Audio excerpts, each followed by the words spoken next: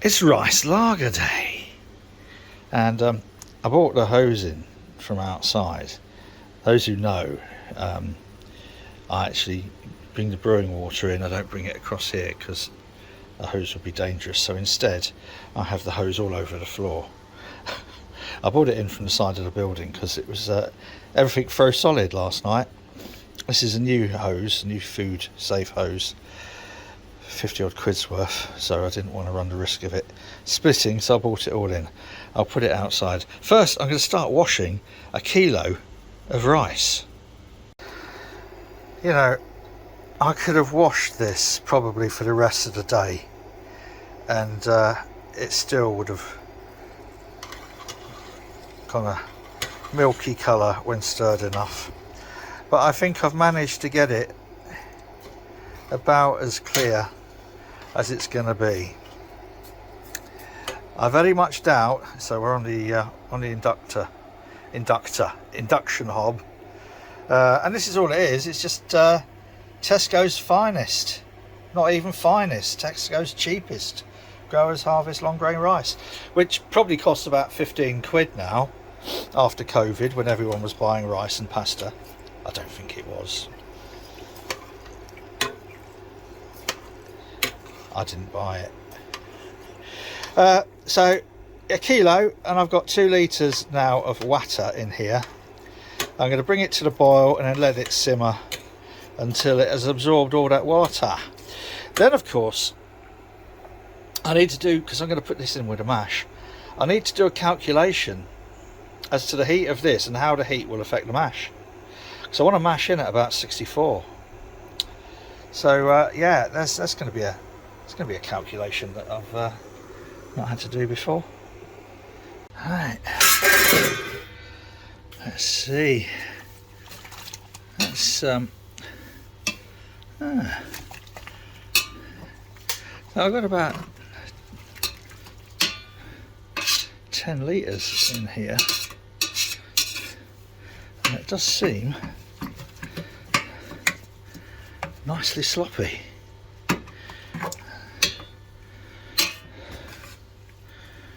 I suspect I might need a little bit more water once the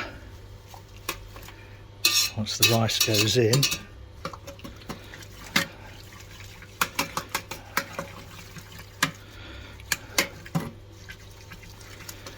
Right, rice. I've let this cool down a bit, so this is currently at 67-ish. There we go, 67-ish. Let's try it there. 64.5. 65. Oh, we're going up 66. Takes a while for this. 65.8. That wasn't good. This is like one big block, a big block of rice. So never mind dough balls, we've got a rice cake. I'm going to do my best to break it up, but that was a whole saucepan, or whatever, just with one big block, so I had to break it out in chunks. Anyway, let's see how we go. I'm going to stop filming while I get both hands on this. Please now. Every day's a school day. That is hard work. There's still a fair number of clumps in there. I'll work on those over the next 70 odd minutes. This is going to be mashing. We've dropped the mash temperature. We're 7 degrees off, so let's get this recirculating a little bit and see how stuck it might be. Well, we've got a recirc going. That's always good.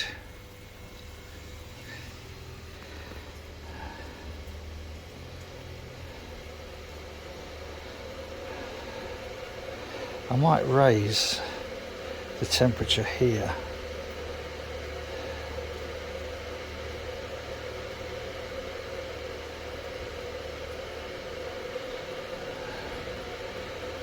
That should bring the temperature here up a little bit quicker. Here we've got a boat outside. Not really a boat, more a floating pontoon with an outboard engine. They go up and down, they're doing odd little bits of work. But look at this, a superb day. What a lovely, lovely day. And it's melted all the ice. Most of it anyway. Right, let's get back to our mash. This is going better than I anticipated. I think most of the serious bits of rice cake, and it was as well, you could have carved it.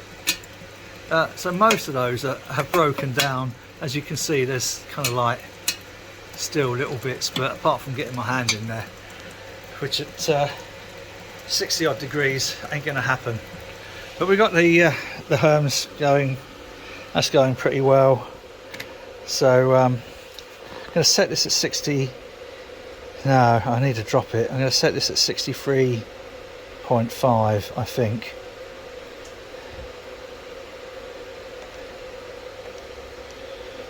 Because it always overshoots. And I've never fully calibrated it. Well, I've done the calibration in here, but it still always overshoots. So we want about 64, so that's going to be okay. Inside there, obviously, there's going to be quite a lot of stratification, because some of it will be colder than other bits. In fact, let's get...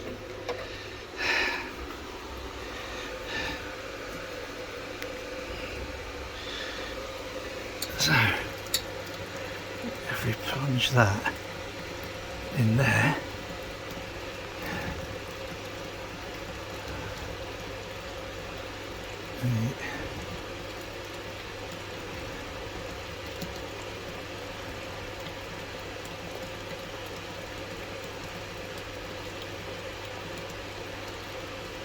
okay, well, I think that's probably going to go up to about 64, so we're not actually far off the temperature that we want. So shut that off and then go and clean that. This is saying 63.3. Now bearing in mind this is set to 63.5, this has hit that and it's not on auto, you twat. Anyway, we're on the money. Look at that. So set a timer for 60 odd minutes, I think. Let's put a lid on, keep some of that warmth in there.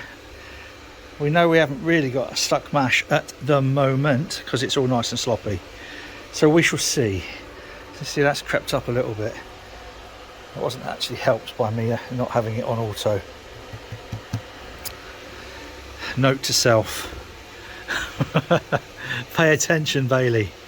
You're a nonsense. pH is a little bit high for my liking, so I'm going to dribble a tiny amount of lactic acid in there. Perfect. 5.1, 5.2. That'll do nicely, thank you. And this is temperature compensated because it's expensive Blue Lab. Good. That was 3.5 millilitres of lactic acid. I've got 18 minutes to go and this has been sitting almost perfect, and it's bloody cold today. It's nice out, but it's still bloody cold, and it's been recirculating really well. It's not massively clear, but I didn't expect it to be. But yeah, so I'm not sure whether I'm going to need the Valentine. I might just do a very, very slow, crank this back a little bit, and just a very slow out into the kettle. I need to make a decision about hops. Now, I'm definitely going to go with Sorachi Ace because traditionally kind of like Japanesey type hop, I suppose. I'm not sure. I want to put something else in there as well.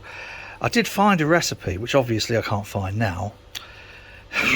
Yeah, which used Vic's Secret, but I might not in the boil, but just in the whirlpool, because I'm going to whirlpool it like I would a New England IPA, and then I'm going to dry hop it, which I know isn't really done with lagers.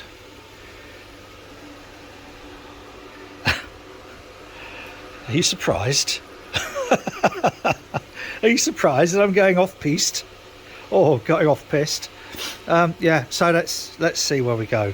I might go and have a look, see what hops survived the big freezer for. At the start of the boil, we've got 12 grams of Sorachi Ace, which smell beautiful, but not as beautiful as the well, there's also 12 ounce Sorachi Ace going into the whirlpool at 80 degrees, but there's another 12 here of Vic's Secret, which I found in the freezer over there, still sealed from Ghetto Brewed, and they smell just astonishing. And I mean, I use Ghetto Brewed quite a bit. Some might remember that they let me down once, but made up for it more than adequately. I'm not sure I ever did fully acknowledge how they went out of their way to resolve that. And so yeah, good. So I'll buy from them quite a lot, along with Cross My Loof up in Scotland, who are also lovely to deal with. And I like the idea of dealing with them, because I think there's only about 3 or 4 of them there, which I'm guessing how Ghetto Brewed started, but Ghetto Brewed's a massive company now, like the malt miller. But anyway, so that's the hops. That's the hop additions, which is going to go in start of the boil and then whirlpool. That is for me to do my conversion check, my iodine test at the end of mash, which is quite soon. Rather oddly, the bulb has turned solid on the dropper for the iodine, so I'm going to use a pipette and we will see.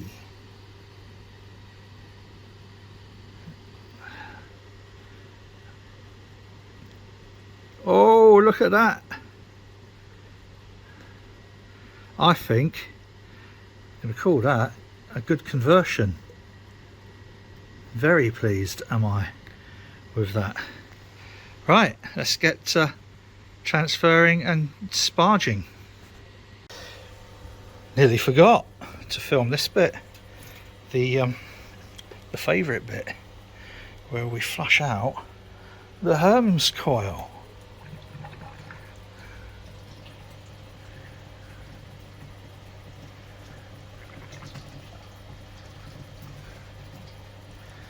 Lovely.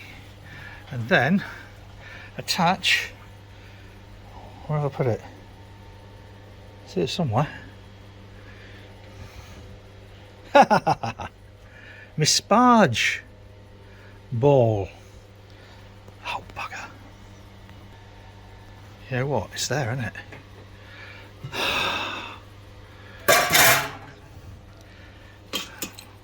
Like this, sober. Right, so attach that on here. Come on.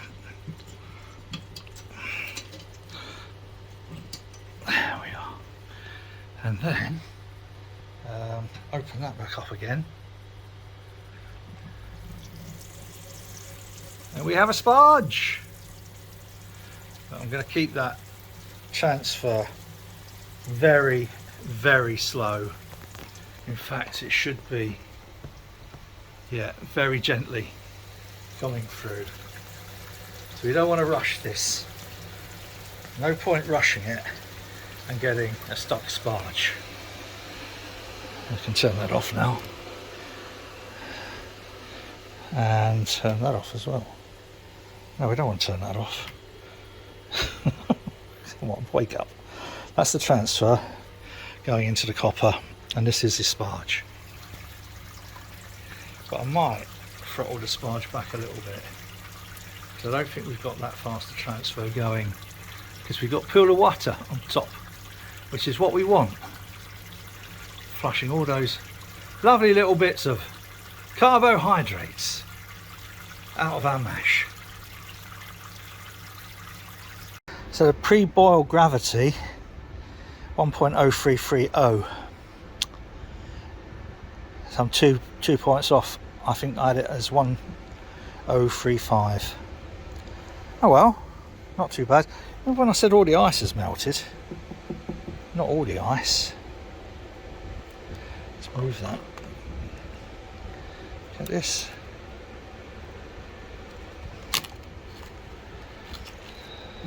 Still haven't decided what to do with these barrels. But anyway, so yeah, a couple of points off. Let's see what we're at post boil.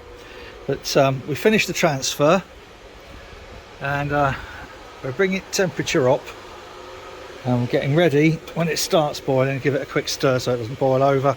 I could use the anti-foam. Chris gave me some anti-foam, but God, it's cold, you know. I think I will drop that back down again. Chris gave me some anti-foam, but I'm just, for this, I'm not expecting a massive boil over, so I'll just give it a quick stir when we reach the boil, and then chuck that first lot of hops in, and then set a rolling boil and take Marley for a walk. We have the start of a boil. Right, not massive, but it's boiling nonetheless. What we got clocked on here? 96, 97, 96.9 or 97. But it's a boil. So in go our hops. I'm not using a huge amount of hops, so I'm not using a hop spider. They will just go into the bottom, and then the whirlpool will force them into a little cone, I hope. Get ready with a stirry stick, just in case we get... Oh no, that's turned itself off at 99. So this is where the Inkbird is having to think a little bit harder. It shouldn't really have turned off that low. This is a bit of a ball ache. Let's up it to 100.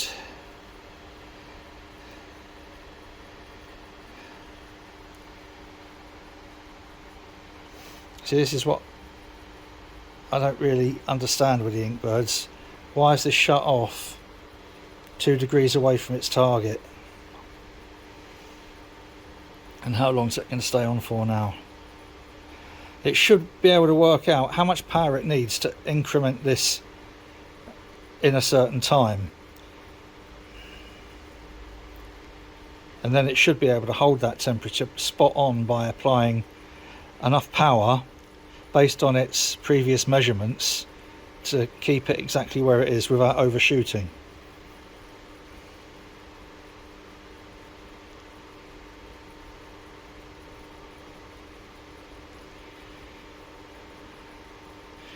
So that's saying 98.1. We've got a boil going. I mean, I'd be happy just to keep it going like that. Now I know in an hour this kit, given the fan over there blowing the steam away, will drop this much. Well, anywhere around 5 litres anyway. So we've got 1, 2, 3, 4 and a titch. Close enough. But I'm going to drop this back to a bit of a rolling boil. At the moment this is on 100 degrees. I might set that to run manually and put it about 80, or drop it down onto one element. That'll save me a bit of electric. So that's on 1 element, and that's a reasonable little boil.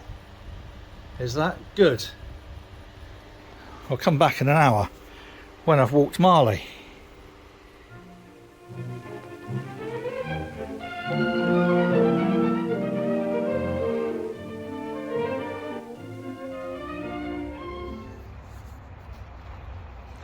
A lovely sunset.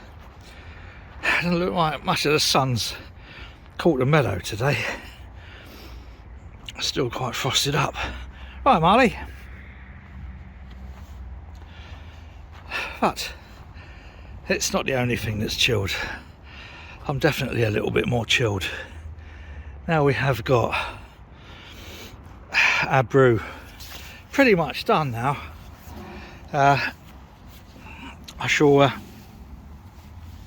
clean out, or not clean out, give a star sand to a Firmzilla, and then that will be ready to transfer. I've cleaned out the plate chiller with, well, not cleaned out, you know what I mean.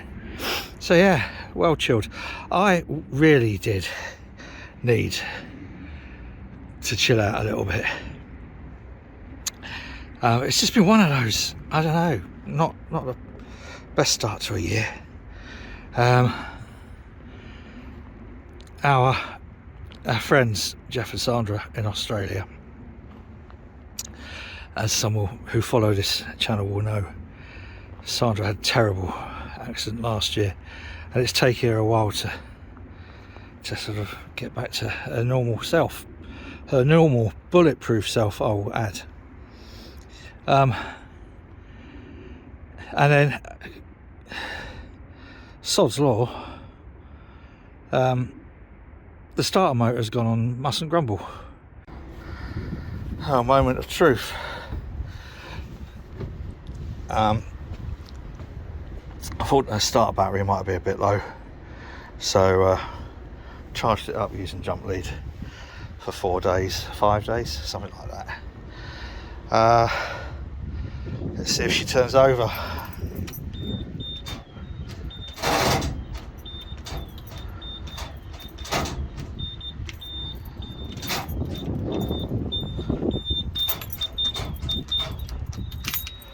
That's not good.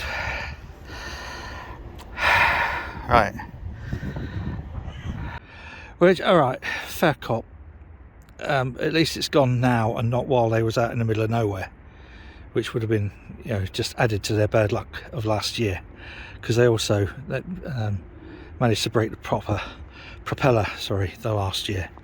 So yeah, so we're going to replace that before taking Mustn't Grumble up to Thorn to have the pits welded and have her re-blacked again. And it's just one of those things, really, I suppose, but annoying nonetheless. And then I lost it on Olin Watter, like really lost it. Right, that isn't square, that isn't square, that isn't square, that isn't square. Yeah, really lost it. I'm fucking sick of this. Anyone want to buy a fucking boat? Because I'm fucking sick of it. And alright, that's resolved now, but it put me in a bad place. Really did put me in a bad place. And it's amazing, just a day brewing has made it all slightly more bearable. So let's see how the final moments of the boiler going. I'll get the chiller coil in there, ready to drop it down to 80 degrees. We are here, we are out, what is called flame out. So I'm going to start throwing some cold water through the chiller coil that came from our jack.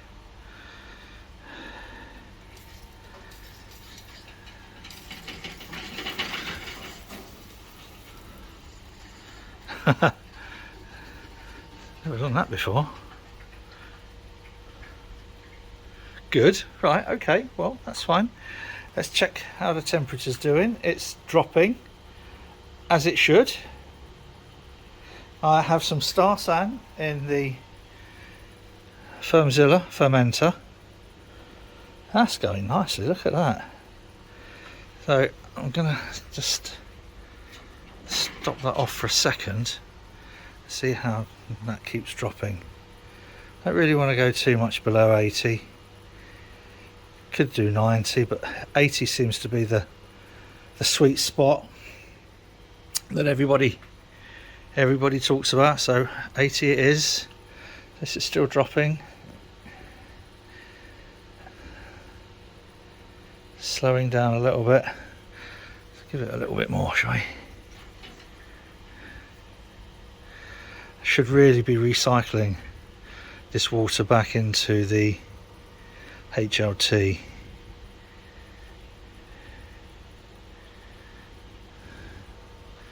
But I'm not. Right, that's probably enough.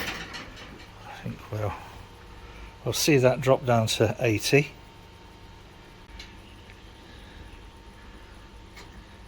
That should be enough because it is near freezing, the water going in there. Where's this taking us? 81. That's dropping nicely. Okay, so we have 12 grams of Sriracha Ace and 12 grams of Vic Secret about to go in at 80. Look at that. Slowing down. We're going to call that 80.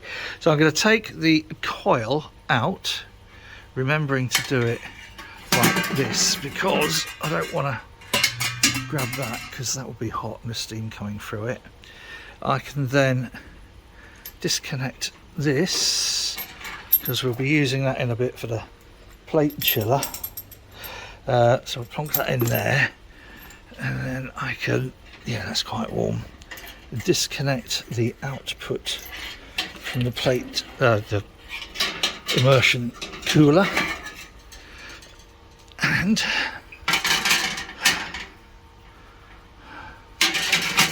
this has been a wonderful help, thanks to our Jack, who dropped that off and wouldn't accept anything for it. So how are we doing on here? 79.34. That's not bad. That's all right, given that there's probably going to be a bit of stratification in there anyway. So, in with the whirlpool. God, steaming me up, and I'm literally just going to start this going. Oh, the smell is lovely, a lovely brewery type smell, so it is. And I'm going to give that 15 minutes. So yeah, it's 20 past 4 in the afternoon. So at 25 to 5 we will start going through the plate chiller very, very slowly because I want to drop it down to near as 10 as possible. Not sure what the outside temperature is, but I do need to remember to plug the sensor. Oops, get off. Go away. Into the output, which will tell us inside there at the moment is 18.6 in here. I want it a lot cooler than that. So, do you know, no, that's had boiling water going through it. So yeah, so we will put this on here. When it's ready, we'll take it out of here, come out there, up, in here, boom, out into the Firmzilla. So we'll give it 10 minutes. Well, post boil, gravity, 1.043. Oh! God knows how I've actually hit that bang on. That, I think, boys and girls, is more luck than judgment. I'll play with that ice in a minute. So good, we're on target, even though the pre-boil gravity I was 2 points out. Smashing. Doesn't look a bad colour, and it looks reasonably clear. That's because there weren't a huge amount of hops, and the whirlpool will make them form a cone. There is a filter here and there's also a filter in here. That one's the one that's likely to get clogged near the end, the little wire filter. But we seem to be, that doesn't look right bad, does it? Wow.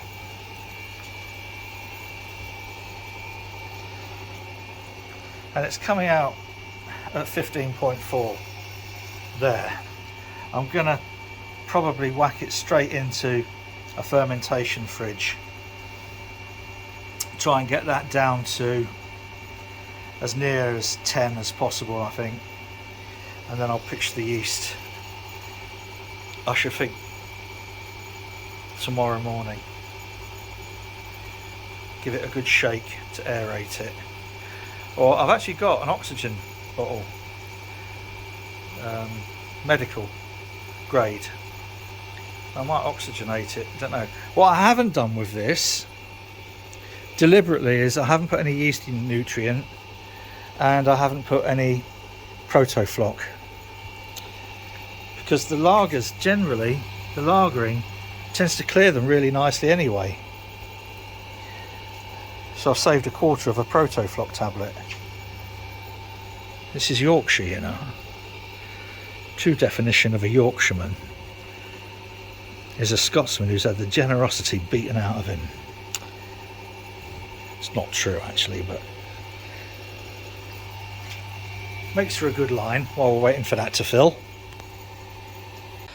And then the bit that everybody really likes, which is the clean up. I'm going to empty the mash tun in a bit. I'll show you whatever comes out of there, but this is the flush. So I go from the HLT through the HLT pump, through the pump underneath the mash tun, which does the herms and also transfer into the copper. So it comes out of here, then backwards flush through the plate chiller, then into the copper, and fill the copper, well, probably not all the way, then refill this. So that's flushed that out. I've already flushed that out, just spray around it. Then I don't caustic this, no need. I'll caustic that and then give it a couple of rinses. Caustic that once. You'd be surprised, even though that's flushing through, you think it's clean, there's clean water coming out. Stick some caustic in there, some hot caustic for 10 minutes. It's like soup that comes out. So oh no, I forgot to do the glass hydrometers. I showed you the Duo, the Opti Duo. I'm always terrified using those glass hydrometers because they're so expensive. But so that's probably why I haven't filmed using one yet. But yeah, it concurred with the Opti Duo, which is good news, exceptionally good news. Right, so get this done and then have a look at what was in the mash tun. And we're in. Temperature moment is just under 16 degrees. I'm gonna chuck some yeast in anyway. I'm going for tried and tested Safal 3470, although I have also got a big block of the WHC equivalent Einstein. In fact, I've got quite a lot of various different, that's bombs, yeah, so we're fairly well stocked. We got there 05 equivalent. This very very fruity, but saving that for some IPAs. I don't want to break into that just yet. If these lagers work, this will be my go-to yeast. I've got a deal on that. Let's go and have a look at the remains of the mash.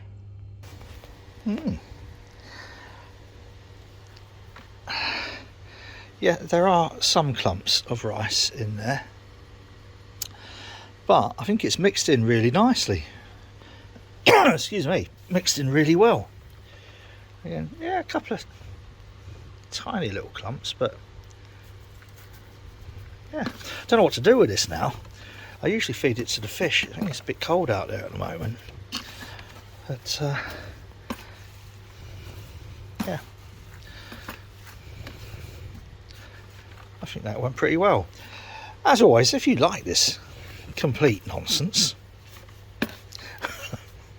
please, if you haven't already done so, it would be beautiful to have you on board, and as a subscriber, do that thing.